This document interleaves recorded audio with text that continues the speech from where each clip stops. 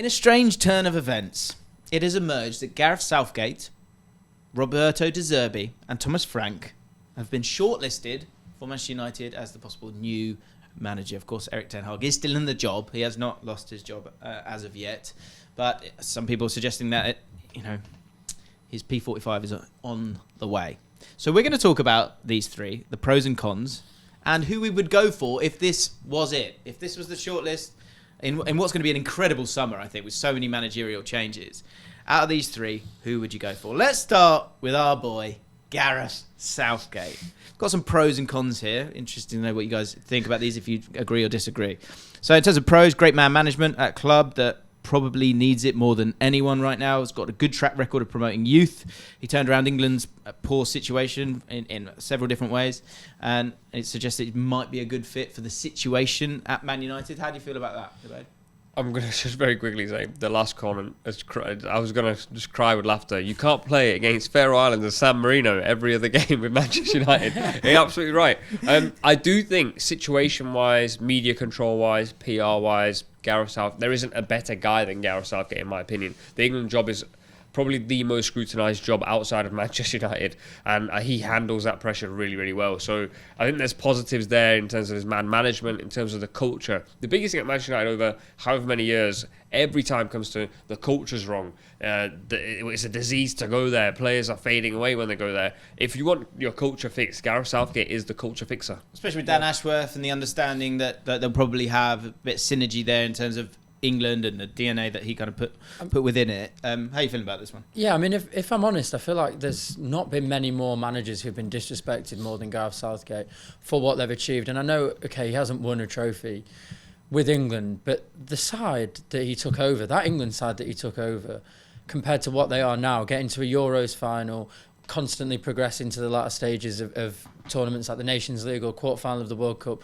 where there are margins in it, it's penalties here or there. What he's done with that group of players is absolutely incredible, and everybody talks about it. The current players, all they talk about is the culture around the camp, and it's so different from any other England manager that we've had, particularly in my lifetime. I think there's a bit of recency bias in terms of this is the best England squad we've ever had. I don't think it is the best England squad we've ever had. I agree. I think it's the second best England squad we've ever had, and that squad went absolutely nowhere near where Gareth Southgate's gone. So I think not only is he incredible at building a culture and building an environment where people actually want to go, people love going. You can tell the players absolutely love going on international break. And if you can transform that and replicate that at club level, and you've got players who are thrilled to go into training every single day and they're all mates, and you've got the financial backing of Manchester United, so you can bring in top quality players mixed with that attitude, it could be a huge success. Now, of course, he hasn't managed in club football for 15 years. And as you say, it's different playing Faroe Islands and San Marino every week than going to Anfield. Yeah. I think as important as anything else, I think it's a game every 3 days. I think that's something that he's not had to deal with for a long time. And I think it's so fascinating how divisive it has become with Gareth Southgate, when it's been overall, apart from picking up the trophy, a lot of success. And I wonder if that's him in terms of it. His name's Gareth. Like, he was a centre-back for Crystal Palace, or if it's a sort of laziness during an international break when people have got to talk about something and they have to talk about England, and so is he the right man is just an easy thing for us to talk about a lot of the time in terms of that heat. I think there's a lot at play in terms of the overall feeling about Gareth Southgate, and I feel like the same problems might transfer themselves to Man United, but I appreciate his durability, and I think he's a class act. Is he something that can excite Man United and Man United fans, as someone who's, not from, I know that's not from Manchester, I know it doesn't matter, but our next person here, Roberto De Zerbi, in terms of that glamour and excitement and the football that he plays, I think being Italian is weirdly useful, if you know what I mean. I think sometimes with a foreign manager as opposed to an English manager, people don't want to give you that respect, down to those things. In terms of De Zerbi, probably the most modern manager on the list in terms of approach and style, plays really lovely football, attacking football, closer to Pep Guardiola than the other two managers. And if you're trying to go and, be the best, you've got to kind of look at what they've done well. Proven track record in terms of improving players, which is a big positive for them as well.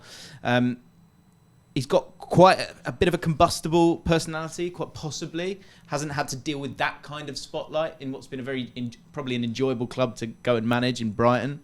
Do you think he could work wonders at Man United, or is that a job that's a bit too big for him? I think there's such a focus on tactics and football brains, if you like, and they brought in Ten Hag for that reason. But Ten Hag's quality as a manager, I still think as a coach he still has those qualities, but the pressure at Manchester United, the spotlight at Manchester United has eaten him alive, and I think now he's making decisions that he would never have made at Ajax, and he'll probably look back at this period and go, why did I make these choices? Because that's not him as a coach, that's completely against his philosophy. Now De Zerbi is even more outspoken than Ten Hag. He's happy to fall out with anyone at any given time.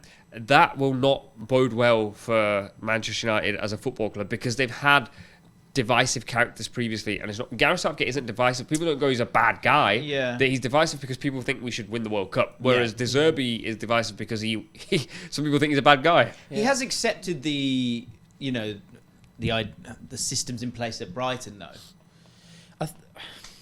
I think it's a really interesting one, and I think the fact that we can talk about who's going to be Man United's next manager and go straight back to back from Gareth Southgate to De Zerbi when they are completely opposite. Yeah. You've got a tactical master really in De Zerbi who's not got the most amiable character in terms of media facing and in terms, you know. Do you know what, though, to that point, I think we're possibly just leaning into stereotypes on both of them a little bit here, aren't we? Like with De Zerbi, it's generally gone really well for him, but he is, passionate. Does passionate mean that he's going to kind of lose his way? Pep Guardiola, we don't do that. But I think maybe with the Italian guy we do, and with Gareth he's boring. Do you know what I mean? No, I know what you mean, but I think with Manchester United, no matter what changes are made, you can't really trust what's going on above, because that's where the problems have been. You've had Louis van Gaal, who's a winner. You've had Jose Mourinho. You've had Ole Gunnar Solskjaer, who's a club legend. You've had all different types of manager. You've crossed the sphere of all different possibilities, and again, even on this list, all three of the managers that were so different, aren't they? They're so different. So I think I don't trust that De Zerbi. I trust that De Zerbi would play incredible football, and I trust that he would have an eye, and with the financial backing, he would bring in very, very talented players. I don't trust him not to get overly frustrated when things above don't filter down to him, and when things in the background of the club don't work. Okay. I think it's a bit of a recipe for disaster, potentially. Okay, last option here, Thomas Frank. So gets results against big teams all the time, works well under a director of football. He, again, when we always talk about best examples of well-run clubs, we talk about Brentford and we talk about Brighton. And obviously Thomas Frank, manager of Brighton. His sides consistently win on XG. We've spoken about Arsenal today. Set pieces and XG. It does matter to a point, because it can keep you in a game and give you a better chance, and then luck will strike either way. Obviously, Man United don't want to be that way overall, but it's something that's worth kind of keeping in mind, I think. He's never managed players with Man United's level of egos. Brentford obviously always been the underdog there. I think, again, different kind of pressure. Not the same amount of pressure there, because there's not the same of media spotlight on Brentford. And our producer has decided to write in here, never trust anyone with two first names. It's his own gripe and not the gripe of the panel today. Thomas Frank, how do we feel about this? I feel like this is one where he's, as long as he's at Brentford and doing well, which they are in a bit of a slump, he'll get linked with some of these jobs, and you won't mind him in the long list, but you don't want him in the short list. People kind of turn their nose up at Thomas Frank a little bit. I think I completely agree. He's also just a hybrid of the previous two profiles. Gareth Southgate is like fairly... And therefore the right man? Is that what you're saying? No. I think United have to choose which way they go. If you go tactical, you've got to go all the way and go get De Zerbi. And if you want to go PR heavy and fix the culture, then Southgate's your guy. Thomas Frank's right in the middle of that. They don't play attractive football, and that's what I think he'll struggle with a lot at Manchester United. Brentford are a side that win second balls, and they make your life very difficult. I think that's a bit harsh. Whenever I've watched Brentford, I always feel like they can. Okay, let's be fair. They can play some attractive football, but when they're up against a side that play attractive football, they go to... Let's go to type. Let's win duels, and that's not a bad thing. I'm not saying that, but at Manchester United, their fans will not accept that. And so, I'm sorry, Thomas Frank. I can't believe he's on this list. To be honest, I'm shocked he's on the list. I mean, the two names that we've just discussed, would Thomas Frank have done as well with England as Gareth Southgate has? Certainly not. Would he play the football that Roberto De Zerbi plays at Brighton? Almost certainly not. So I think whichever way Manchester United want to go, he's in the middle, but he's not as good at either. Out of these three, Brentford have exceeded expectations as much as the other two, though, no? I agree, but then I think that also comes down to our expectations of each of those. Like as England football fans, we go England should win a World Cup before they were even ready to win the World Cup. Yeah. And so great. De Zerbi at Brighton has come in after Graham Potter and got them on a bit of a trajectory. Brentford, I think, are now in a situation where they're probably at the level they should be. Yeah. Where they're fighting to stay in the league. So I just don't think Thomas Frank is the guy. Maybe that's a stereotype of mine. Maybe I've got a problem. I think we're doing Thomas Frank a little bit dirty here. I think they've had horrible injuries this year. I think they're trying to evolve as a team in terms of playing better football. And I also think that style that you're talking about, that's probably in games that we all often watch where they're playing Liverpool, Arsenal, Man City.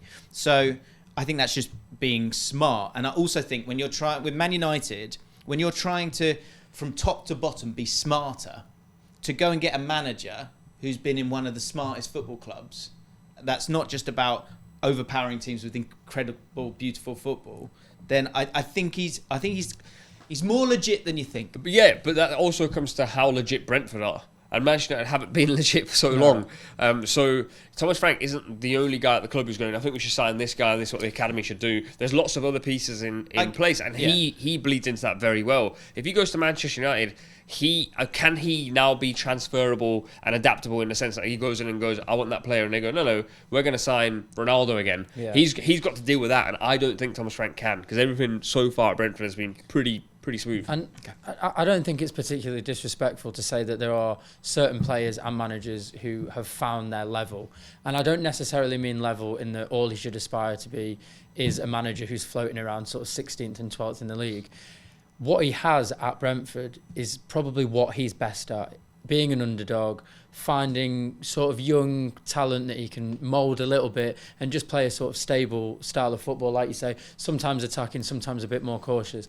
Just because he's been good there, it doesn't necessarily mean that he can take the mantle of a Manchester United job.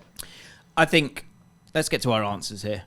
For me, out of these three, I think the thing with Thomas Frank, because kind of everything you said, I think he would get eaten alive. That will be my problem with Thomas Frank. I don't think people will give him any kind of leash, and I think he needs that leash. Lease. That's the word I want. Southgate, I think for similar reasons. I just think that feels like a bit of a disaster for me. I just don't think they'll have him. I really don't. So for me, it's De Zerbi. Give it Southgate. Southgate's the guy. Fix that culture. Big Gareth. Gotta get a gas. I'm bang on that. I'm bang on that board as well. Yeah. I mean, Liverpool and Man City. No. I love Gareth. I never want United to do well, but I want to see Gareth in a big job. I think what he's done at England's really impressive. I think he's been massively disrespected, and I think he's earned it. Okay. Let us know. Which one of the three would you have? Anyone votes? I would love to see it, actually.